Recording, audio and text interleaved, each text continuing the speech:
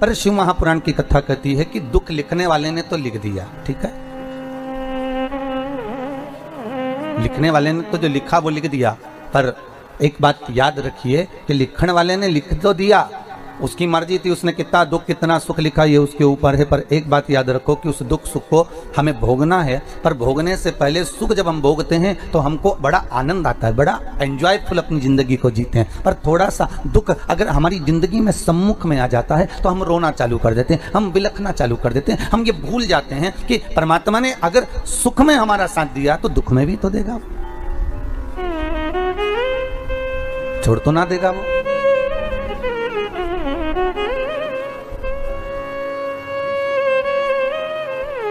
एक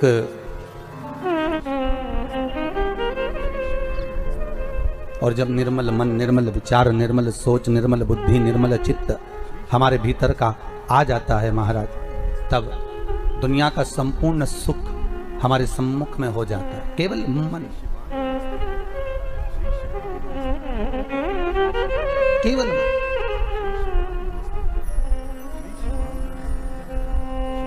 और ये मन, ये चित्त, ये वृत्ति शिव के साथ जब लग जाए।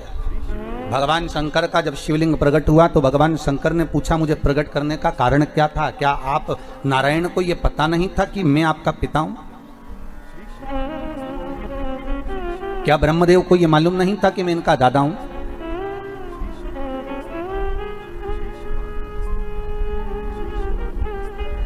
कौन है? जब संपूर्ण ब्रह्मांड नष्ट हो जाता है, संपूर्ण पृथ्वी जब नष्ट हो जाती है, तब आखिरी में रहता ही कौन है? पानी का बुलबुला, और बुलबुले में भी एक बिंदु, एक बिंदु।